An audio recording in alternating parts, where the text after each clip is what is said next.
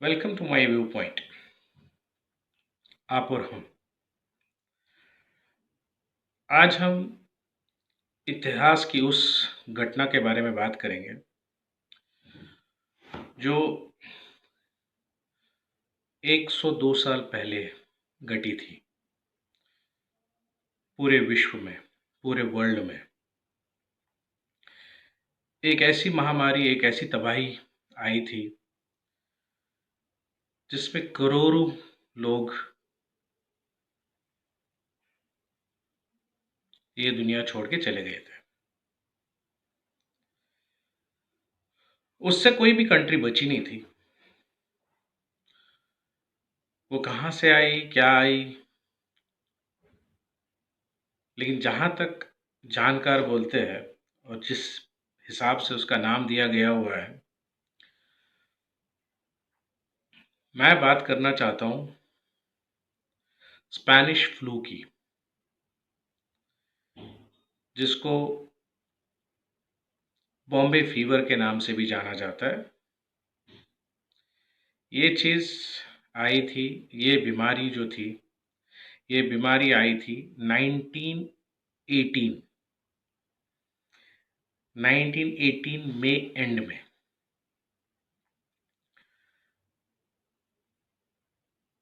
ये बीमारी कहीं ना कहीं मतलब सिमिलर थी जो आज हम फेस कर रहे हैं आज के दौर में 2020 में, जिसको कोरोना वायरस या कोविड 19 बोलते हैं। तो देखा जाए तो करीब करीब 102 साल की गैप है।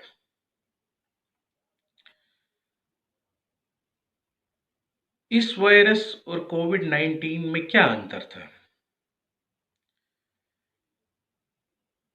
कोविड 19 जो है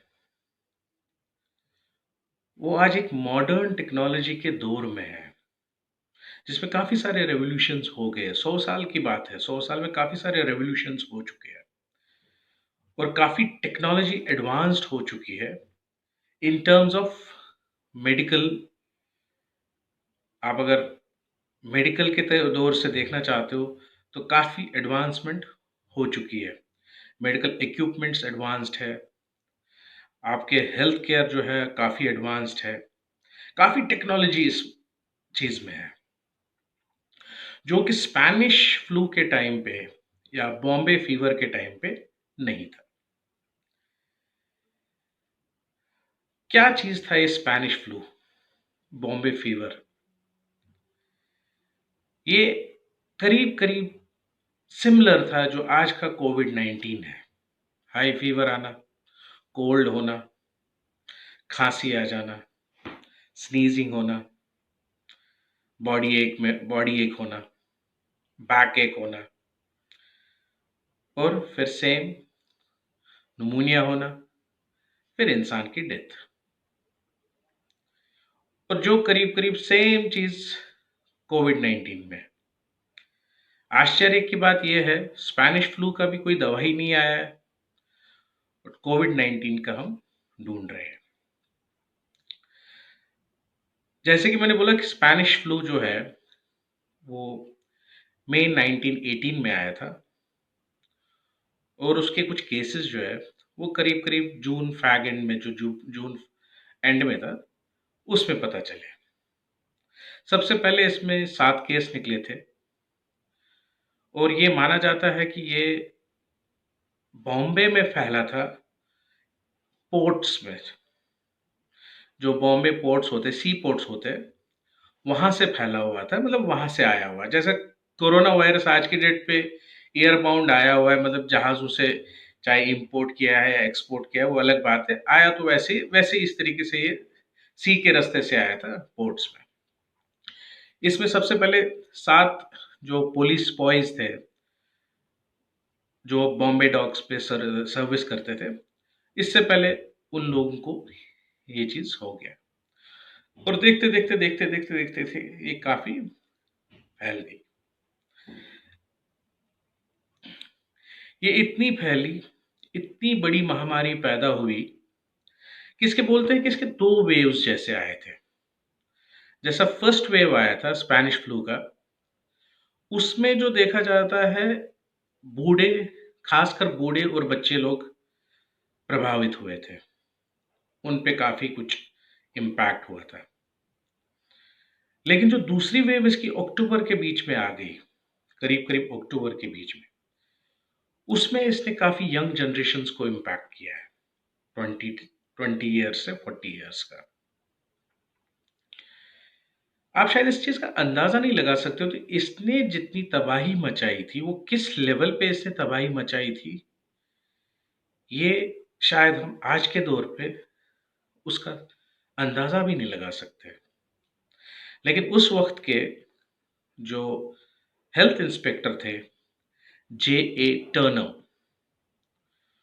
उन्होंने इसको ऐसे बोला था कि ये बॉम्बे में जैसे रात के टाइम पे एक चोर घुस के आता है, उस तरीके से ये बीमारी बॉम्बे में फैल चुकी और फैल गई। वर्ल्ड हेल्थ ऑर्गेनाइजेशन ने इस बीमारी को दुनिया की जो सारी अभी तक की पैंडेमिक बीमारियां आई है, जो पैंडेमिक वायरसेस आई है, सबसे डेंजरस और जिसने सबसे ज्यादा तबाही मचाई थी वर्ल्ड में, इसको माना है, स्पेनिश फ्लू को। तबाही का ये मंजर था कि इंडिया में इससे हमारे ग्रेट महात्मा गांधी जी भी प्रभावित हुए थे। वो इस फ्लू के चपेट में आ गए थे। काफ़ी जगह ये लिखा गया कि वो लिक्विड डाइट पे थे, तो उन्होंने अपने आप को लिक्विड डाइट से ठीक किया। लेकिन मैं उसको कोई ऐसा जस्टिफाई नहीं कर रहा हूँ, या मैं कोई उस पे ऐसा ऑथेंटिक नहीं मान रहा हूँ, क्योंकि आप अपनी रिसर्च कीजिए, मेरे को बता दीजिए कि उन्होंने उस चीज़ को कैसे टाला है, और भी अच्छा रहेगा, so that we will pass on it to the public, and whatever the information I get or you give, we'll give it to the public. India में अलोन करीब करीब 1.7 और 1.8 बिलियन डेथ्स हुए थे। 1 करोड़ 70 लाख से 1 करोड़ 80 लाख तक लोग मर गए थे। यहां तक बोला जाता है कि जलाने के लिए लकड़ियां ही कम पड़ गई, और लाशों का अंबार ऐसे जा रहा था गंगा में कि लोग डर रहे थे। लेकिन तब भी लोगों ने हिम्मत की, तब भी लोगों ने उस चीज को फेस किया, उस चीज से लड़े। उस पल इंडिया में बहुत सारी चीजें थी। पहली बात थी कि इंडिया में इंडिपेंडेंस नहीं आई थी। इंडिया उस टाइम पे ब्रिटिश राज के कब्जे में थे, और मेन इंपॉर्टेंट चीज है कि उतनी एडवांस टेक्नोलॉजी, मेडिकल फैसिलिटीज नहीं थी अवेलेबल जो आज के डेट में है। लेकिन एक बात कॉमन है, उस टाइम भी लोगों ने लॉकडाउन किया था, और आज के डेट पे भी लोग लॉकडाउन कर रहे हैं। उस टाइम पे भी लोगों ने बाहर निकलना बंद किया था। यहां तक कि उस टाइम टाइम्स ऑफ इंडिया ने ये चीज बोला था, go to home and sleep, go to bed, when you will feel all right then come back. कुछ काम नहीं हो रहा था, सारी चीजें बंद हो गई थी, यूं कि त्यों सारी चीजें बंद हो गई, कि पूरा देश उस टाइम इस चीज से, पूरा विश्व उस टाइम इस चीज से प्रभावित हो गया था। तो ये सारी चीजें कंप्लीटली बंद हो गई थी। लॉकडाउन उस पल भी हो गया था। ह्यूमन कनेक्ट, जो सोशल डिस्टेंसिंग की हम बात कर रहे थे, वो उस टाइम काफी हेल्प किया था इस महामारी को पराजय करने के लिए। उससे हमें क्या फायदा आया? स्पेनिश फ्लू आ गया, करीब करीब 1 करोड़ 80 लाख लोग मर गए, लेकिन कुछ चीजों का उसमें बहुत बड़ा फायदा आ गया। पहली बात यह है कि मतलब जहां पे लोग आपस में किसी तनाव के कारण एक से दूसरे से दूर हो गए थे, उनमें एक यूनिटी आ गई, और उस यूनिटी का ये नतीजा है कि मतलब हम इंडिपेंडेंस की लड़ाई लड़ पाए इकट्ठे, और आज़ादी ले ली ब्रिटिश साम्राज्य से। दूसरा चीज़ ये था कि उसके बाद के जो लोगों की तसव्वुर था या देखने का नज़रिया था ज़िंदगी का, वो काफ़ी बदल गया। उनमें सिर्फ़ इंसान का ह्यूमन लाइफ़ वैल्यू दिख गया। उनको सिर्फ़ ह्यूमन वैल्यू दिख जाता था, इंसान दिख जाता था, इंसानियत दिख जाती थी। कोई जाति, कोई धर्म, कोई भेदभाव नहीं दिखता था। क्योंकि वो ऐसे दौर से गुज़रे थे जहाँ हिंदू क्या, मुसलमान क्या, गरीब क्या, अमीर क्या, कोई भी धर्म का ऐसा इन्वॉल्व हो गया था कि उनको पूछने वाला कोई नहीं था। और उसके बाद से एक नया उजाला आ गया, नई प्रिपरेशन आ गई कि लोगों ने मेडिकल इक्विपमेंट्स या मेडिकल हेल्थ के क्षेत्र में काफ़ी काम करने लगे। They started working on it, they started working on it. आज के डेट पे अगर आज हम कोरोना वायरस ले लेते हैं या कोविड-19 ले लेते हैं, आज हम लोग किसी हद तक बहुत लकी है। क्योंकि आज पहली बात है कि टेक्नोलॉजी इतनी एडवांस्ड हो गई है कि आज हम लड़ सकते हैं, कोई भी बीमारी आ गई। तब तो एडवांस भी नहीं थी, तब तो टेक्नोलॉजी थी भी नहीं, लेकिन तब भी हम लड़े। तब भी हमने उस चीज़ को हराया है। तो आज की तो कोई बात ही नहीं है, आज तो इतनी सारी टेक्नोलॉजी है, लोगों को डरने की कोई बात नहीं है। लोग जिएँगे और जिएँगे, इसमें और एडवांसमेंट में आ जाएगी। लोग आगे बढ़ेंगे और हम इस चीज़ को बखूबी जीत लेंगे। लेकिन कुछ चीज़ों का हमें ध्यान ज़रूर रखना है। कुछ चीज़ों का मतलब है, जैसे हम बोलते हैं सोशल डिस्टेंसिंग, इसका मतलब है। हम लॉकडाउन की बात कर रहे हैं, इसका मतलब बाकायदा है। अगर 100 साल पहले लोगों ने ये चीज़ करके एक ऐसी बीमारी को हराया है जिसने वर्ल्ड की जो उस टाइम पॉपुलेशन थी, उसका कम से कम 4 टू 5% खा चुकी थी वो।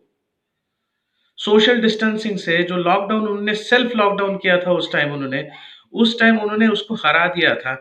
आज तो हमारे पास बहुत सारी चीज़ें हैं, डर किस चीज़ का है? आज टेक्नोलॉजी है। आज हम किसी भी चीज़ से लड़ सकते हैं और सारी चीज़ें ला सकते हैं। सोचिए ज़रा उनका, जब उनके पास टेक्नोलॉजी नहीं थी, लेकिन उनके पास हिम्मत थी। उनके पास वो जज़्बा था उस चीज़ को लड़ने के लिए। They wanted to defeat it. वो लोग इस चीज़ को डिफीट करना चाहते थे और उन्होंने कर लिया। आज हमारे पास सब कुछ है और उतनी बुद्धि है, समझ सकते हैं, लेकिन शायद हम समझना नहीं चाहते। सोशल डिस्टेंसिंग का मतलब क्या है? शायद ये चीज़ हमारी चीज़ में समझ में नहीं आती।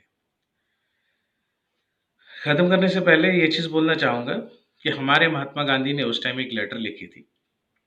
उन्होंने उसमें ये लिखा था कि हमारे जो फ़ोरफ़ादर्स थे, उन्होंने देश को इतना कमज़ोर नहीं बनाया था।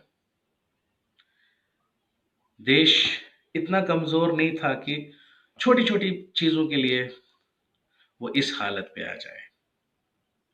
कहने का मतलब ये है कि हम उतने स्ट्रॉन्ग हैं, हम कुछ भी जीत सकते हैं।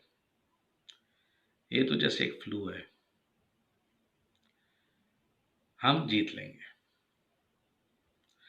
सेफ रहिए, घर पे रहिए, इसका एक ही इलाज है आज के डेट पे।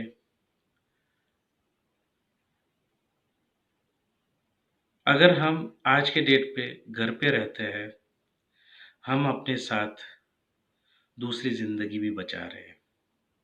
हम अपने साथ एहसान करते हैं, अपने साथ-साथ देश का एहसान करते हैं, दूसरों का एहसान करते हैं। आपको इस वीडियो के बारे में कुछ भी, कोई भी अपनी पर्सनल विचार हो, कमेंट करके लिख सकते हो, सजेशन दे सकते हो, सुझाव दे सकते हो। कुछ ऐसा सुझाव है जो आपको चाहिए कि मेरे माध्यम से पब्लिक तक पहुँचना चाहिए, you are most welcome, feel free to write. I will surely read and see to that it goes to the right public. Thank you. Stay safe.